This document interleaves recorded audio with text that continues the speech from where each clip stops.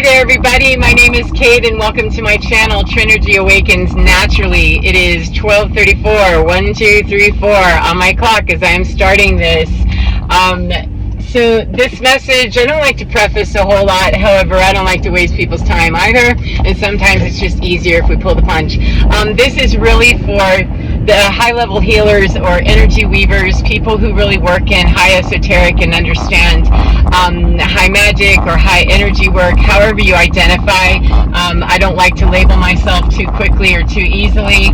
However, specifically for energy workers who understand a lot of different multiple layers, multiverse stuff. So the reason that I'm coming through is I'm channeling. This is actively just boiling up and coming through. I'm on my way to a hike to a very magical place, and it's coming through pretty clearly to me that there are people out here who are suffering without fully understanding what they're suffering. Thank you is about crow contingency. Thank you.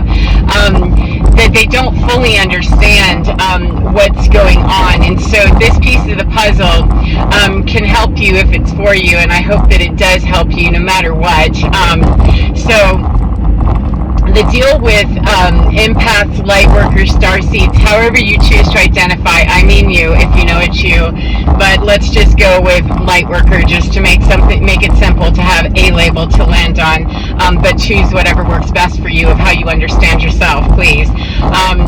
When we are light workers or energy healers of some kind, when we are highly empathic and we can understand multiverse stuff, we can get really triggered by other people's emotions, and we understand that. However, in spiritual land, I've noticed the desire to kind of just say, well, you know, that's somebody else's energy, that's not mine. And yet, I really am going to challenge that and say that if I'm open to receive that, that means I've left a portal open in me somewhere. In my energy, I've left some sort of a hole. There's a weak spot, if you will, in me, and so, or around me in my etheric space, however you understand that. There's some place that allowed entry of that to even be aware of it rather than being able to observe it. 222 on the timer. So being able to observe something and say, wow, that's some stinky shit that just came by, you know, that's like noticing that someone farted as opposed to someone farted, we farted, and they smell together, you know, may smell very similarly. However, we're going to know, you know. However, in spirituality, there's that spiritual bypassing thing where we think once we get to a certain level of awareness that, you know, if something is coming up that we feel uncomfortable about, if we're not observing it and we're really digging into it, that's us. That's a weak spot or a vulnerability in us, and there's no shame in that. There's no shame necessary anywhere. It's that when we just try to kind of brush it off and say, well, that's obviously the negativity of someone else. Well, if it's charging me and I think more than a few seconds of, yeah, that smells like ew, you know, icky stuff that doesn't belong to me, if it starts lingering around me, I'm either standing there next to somebody who's continuing to fart energetically and I ain't digging it. Why am I there? There's my weak spot of why am I there to keep smelling this foul air? Or I might be leaking some noxious gas myself. And, you know, if it doesn't brush off quickly, that's spiritual bypassing for me to say, well, that belongs to somebody else, and stand in some self-righteousness about that doesn't belong to me. So that's the first criteria, is identifying when does that energy actually land on me, or does it emanate from me, or do I ping with it and sing with it? You know, more than a second to identify it. It doesn't take very long to say, what's that? Oh, okay. But if it takes more than a few seconds, that's how I know there's something for me to do here, to clear it, etc. It may be very tenacious coming from the other side. I'm not saying it might take a minute to dismiss it, discharge it, move it, alchemize it, etc. I'm just saying if I lose my ability to really look at that neutrally and observe it in neutrality, then I'm connected to it somehow, and it means that it needs my attention immediately for me, because I don't want anything landing and getting comfortable in me, especially if it's noxious smelling farty stuff that, ew, that doesn't feel good to me. So that's the first thing. The other thing is that we do, once we've found a way to meet the need of us, if it's us, sorry, got started on a sidetrack there, if it's in us, it is okay. It is all right to identify that we had a vulnerability or a weakness or a chink in the armor. It's okay. It's not a personal thing where we need to start feeling really bad. And that does happen when we're spiritually bypassing, or we are, getting on ourselves about having a weakness or a vulnerability or some moment where we would want to just, punch someone in the face or cry, ridiculously, or whatever we think it is that is not appropriate light worker ascended being behavior. Dude, if you're still wearing a human body, it's okay if you have any one of the human emotions. It's not okay, however, when we go out and we, slap the snot out of somebody. That isn't okay, obviously. However, having the emotion associated with why you would want to, that's where I'm talking about, so that it doesn't end up in those reactive situations where we actually do punch somebody in the face, because we haven't properly dealt with it. So when we get inside and we no longer, hide around in the feelings of that's not good light worker behavior, or that's not very spiritual sounding, we end up, with kind of these gaps in our energy where it comes back and we're compounding the problem because that off gas doesn't happen. That little part of us is saying, hey, I'm responding to that for more than a second. Please hear me and please deal with me. And whatever it takes for that to be expunged or transformed, alchemized, whatever the words you are, that's what I like to see done is, for me, it is usually the exact opposite of what the old me would do. For instance, I've got someone I don't want to run over, so I'm going to preemptively just make sure before I make a real quick turn and a bad decision that I don't run her over as I, don't dart in front of someone else. Hey, what do you know? Waiting for a second cleared the way for all of us. What do you know? So the way that I'm going to assess my need in that is that the old me would typically take a pill, eat something, smoke a cigarette, do some other diversion that was quite self-sabotaging. Nothing very nurturing about any of the things that I would do to avoid that feeling or move away from that feeling or deal, quote unquote, with that feeling, that response, that reaction, whatever it was. The overwhelming moment of sadness, anger, grief, depression, loss, whatever it was. When that became too overwhelming, if I used to go to bed, if I used to take a pill, if I used to go to the gym and run 3 miles, that wasn't me, however, I know it is somebody out here, that if that was what I used to do in my old way, and I'm more conscious and aware of myself now, then I step in the other direction. So I no longer take any pills for my mood, and I don't smoke cigarettes anymore, and I don't use any other substance either, unless I'm very carefully guided to do so. 420 Nation is great, however, not when it stations in my life and becomes a new addiction for me or for anybody else. Addiction is addiction, and so whatever the substance or activity or thing, whatever it is, I'm not disparaging any of it because everything has a place. It's a matter of how much do I think I need that. And whatever my comfort zone used to be for how I would deal with something, even if it was to go take a walk, sometimes my overactive mind, it needs to sit down. This is where we need to, park it for a moment, Kate, and get very comfortable and don't wait, do that now.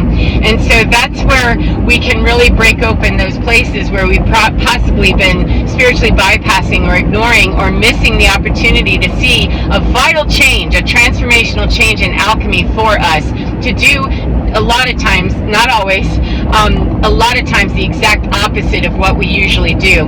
That can be so transformative because we get locked into rigid patterns, and this is about breaking patterns. This whole system of New Earth is about breaking out of patterns. And so even when we found a healthy exchange of I'll listen to frequency music, I'll go take a run, I'll take a pill, if it's self-sabotaging me in any way whatsoever, I need to move away from that and pick a different activity, something else from a different menu in a completely different restaurant. You know what I'm saying? So that's how I can tell is how I'm going to be able to move forward and do myself probably a greater favor is to pick something that is not self-sabotaging at all. Even if it's to smoke a cigarette, or to do whatever that might be out of character for me. I'm not saying I've never returned to an old habit. It's that I very consciously choose what it is that I do. And when I've ever gone back and picked up a cigarette or two, not allowing that to turn into a habit, which is very carefully monitoring that. That's not for the faint of heart or somebody that's not well beyond that and can't observe themselves. But when I've gone back and actually smoked a cigarette, it was to work through whatever that part of me that was yearning to do that was to work very carefully through that, so that in that moment when I was feeling the overwhelm and the oh my God, my first response wasn't, oh my God, I think I'll go smoke a cigarette right quick. It was guided into that of, this is a part of me that's going to be met more easily by smoking a cigarette in an hour from now, whenever I'm guided to go and get a pack, to smoke that cigarette. And that part of me feels easier and more gentle and safer to come out of me to say, man, I remember when this was going on, and that was really something very painful for me. And it oftentimes will draw me back to a very specific incident or a very specific time period or a very specific feeling within me that helps just bring the safety of that to me.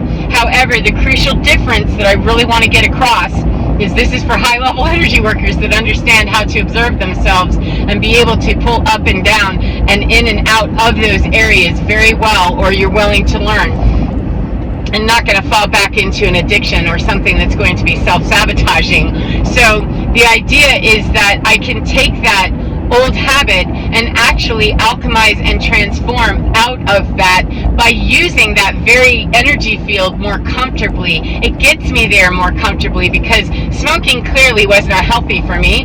If that's a habit of yours, I'm not throwing stank on it. And we're saying clearly smoking was not healthy for me, and why would I pick that up again if I'm truly, a spiritual being and all of that? Yeah, whatever, I'm going to skip that bullshit talk with myself, because I learned that that's a very vital way for me to change what I'm doing and sometimes dip back into that energy field that's calling to me and saying, help, I need help, please help me, that I don't start out wishing I had a cigarette. That's what I want to be very clear on. However, when I'm guided to that, it opens up that part of me that used smoking as a coping skill and still felt very guilty and ashamed about doing so. Felt a lot of, bad decisions got made during those years when I was smoking, that kind of stuff. Those are the kinds of things that came up with me by allowing myself to move away from what my baseline pattern is, of how I cope with those energy surges that are taking over me and possibly, pulling me into vulnerability. Believe me, baby, if I'm going to be pulled into vulnerability, I want the strongest part of me, which is that observational thing, that has to be engaged here, otherwise you're just down the spiral down the tube. But that strongest part of me can guide the weakest part of me by saying, oh, I see, you need to feel comfortable, you need to be yourself, you need to be able to let your hair down, so to speak, and be your natural self, so that we can have this conversation, not indulging the habit to escape.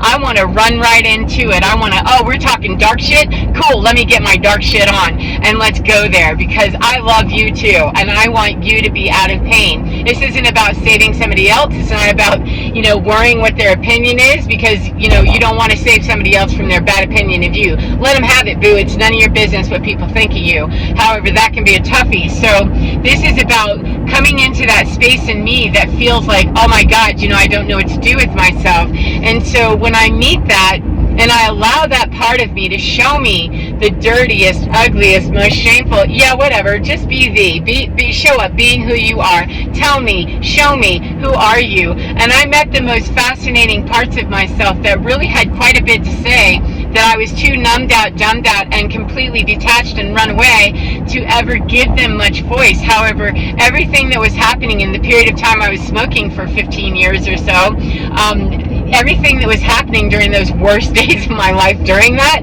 was logging into my subconscious, was logging into my superconscious, was logging in everywhere. However, most of it wasn't being processed properly. It was just landing in my body somatically and getting stuck in a whole bunch of energy bundles. That stuff all has to be dealt with. There's no way to balance the books without doing an audit there, baby. We don't have to do line by line by line by line, 1414, which is a 5-5 change, vitally alive. Amen. That we don't have to do everything as a line item. Spirit's more efficient than that. However, sometimes, girl, you got to get into the grunge and let's go smoke a cigarette right quick. Now, I can say very definitively that when that kind of experience has happened for me, specifically with smoking, because we're on to that, that's only happened a few times since I quit smoking, I don't know, 5 or 6 years ago. It's happened maybe 3 or 4 times that I've gotten a pack of cigarettes and smoked, 1 or 2 of them, and that's been a very cathartic experience for me. And I don't encourage anybody, unless you're resonating, understanding, and going, yeah, I think I could do this, or you already do this, and this is confirmation. I don't advise that people just jump into their addiction, and give themselves permission to run and hide. That was a matter of saying, go in there and move past the shame you feel about going to get a pack of cigarettes that you're going to spend an inordinate amount of money on and throw most of them away. That's okay. Get past the shame, get into the store, and I throw it away. I throw the lighter away, everything, so that I'm forced to have to do that drill again if it comes up again. And that's true of addiction of any kind that I've ever had.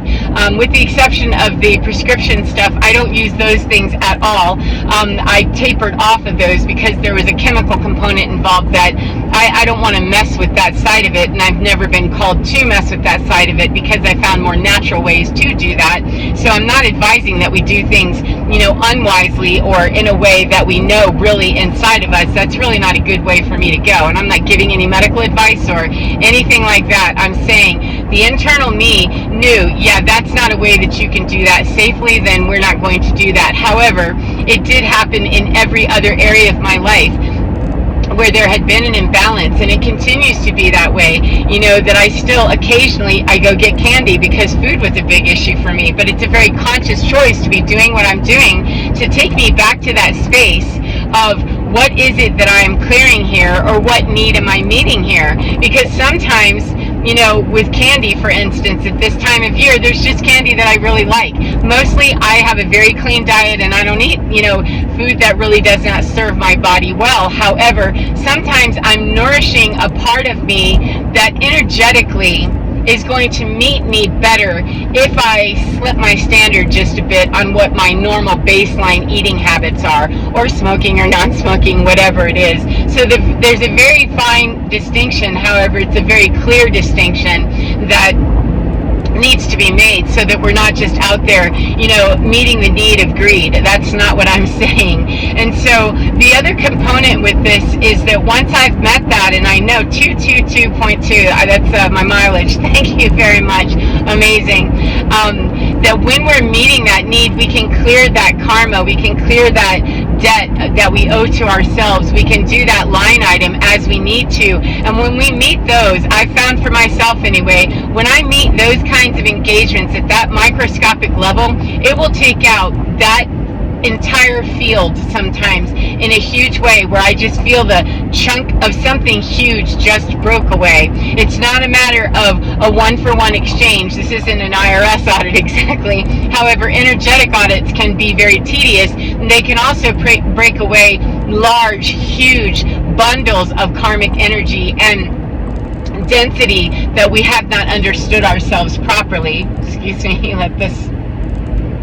Thank you. A lot of stuff going on inside the road. And so I hope that that's been helpful for you. There's more that's coming through with this. However, I'm going to close this down because there's also the way that we're dealing with energy that's coming at us, and ways to decide whether or not that energy belongs to us. However, the distinction I want to make today is the easiest, or at this moment, is to say the easiest way I've found for me is that if that energy does not clear off of me after I've directed it to move away from me, that's me. And there's no amount of spiritual bypassing, praying, or anything else that has been effective for me to not just stop and deal with that energy right away, especially if it's not clearing easily. That's how I know, is that this isn't just a persistent energy outside of me. If it's capturing my attention, because I will put shit on hold. If I don't want to deal with dark energy that's trying to overtake me and it doesn't belong to me, and say, yeah, containerize that, now's not the time. I'm going to go and, deal with this somewhere that's more aligned with me energetically. That's how I'm going to deal with that. And if I'm not able to do that, then I need to be okay with feeling kind of freaky deaky about it and owning the fact that that's me. Whether or not I'm happy about it, whether or not I like it, whether or not I think it's fair, none of that is relevant. The only thing that is relevant is that there's some darkness in me that is asking to please shine some light on me, because I'm a little bit scared in here. It's kind of creepy. Can you help me? And the answer is yes. When that's coming from somebody else, the answer more than likely is going to be, yeah, we're going to talk about that later after I've had a chance to make sure that it's not me, that I've cleared all of me, and I can more righteously answer the need of somebody else. So if I'm guided to do so. So I'm going to start my next video in a few minutes and channel some more of this, but if this is where we leave each other, then so be it. Have a great day and enjoy your day no matter what part of the day you're in. And remember to get within your skin, because you're divine. It is so, so masterful, so, so, so beautiful, and so, so divine. And it's absolutely fine and can take care of you. It does take care of you every single time. And the more consciously you connect with that, believe that, know that, and activate that, and be precious with yourself, it will help you to really stay in line. So be fine. Take care of yourselves, and I will see you again next time. Mwah! Goodbye, beautiful friends.